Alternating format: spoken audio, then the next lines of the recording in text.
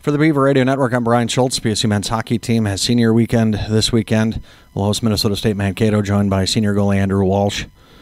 Andrew, as you look back at your career here, every senior says it goes by faster than they would have liked. What are you going to remember the most? Oh, absolutely. It's almost too quick, but the group of guys we came in with, it's been a blast. Kind of memories, many of them I'll take with me for the rest of my life. Friends that I've been with now for 4 years, a couple of them that I've played a couple of years with here, and it's been really good and time no one will ever forget. What has been so special about this team, especially since about Christmas?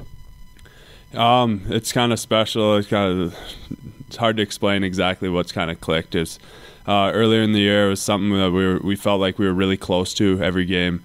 And then after we got back from break, maybe that fresh little rejuvenation, the group of freshmen we got being a bit older and more experienced, we kind of just been rolling and everyone's been clicking at all cylinders, and it's been really fun. It's human nature to maybe be a little upset you haven't played as much as you would have liked. Having said that, the team's winning, and that's always fun when you're a part of it, isn't it? Absolutely, and when the team's winning, you can't question anything that's going on. And some guys, they might mope around or be a little bit pissed about it, but that doesn't help anybody. And we're a group of guys here, and I want to see this team go as far as it can. If that means me, and if I'm in net, or if Bitzer's in net, our main goal is to win a championship with this program, and whatever it's going to take to do that. If it means backing up every night and making sure I'm supporting Bitz, helping him out, that's what I'll step into that role and do it, because we're a team here. It's not an individual sport. Have you offered any advice to him, stuff you've seen maybe in practice or in games, or do you just kind of leave him alone at that point?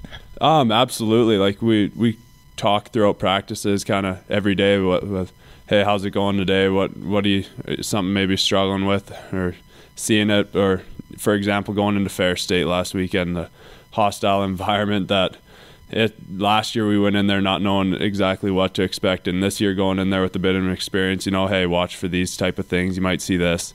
Anything you can pass on can kind of help a guy out. Your senior leadership comes from the blue line on this team. How good are Wendy and Randy and Pratt?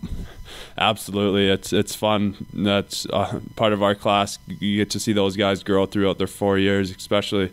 I like it through the way Wendy's grown as a really solid defensive D-man that you might not get a lot of credit for, but I think we looked it up the other night. He's leading the nation in block shots, and Pratt's up there with that too. Randy, another huge leadership guy in the locker room, everywhere. They get the job done, and kind of when they're out there the last minute, it's going to be lockdown mode, and we're got a really good chance of getting it done every night. Phil could be a junior, so he's jumping up into the senior class a little later than expected, but what do he and Mitch bring?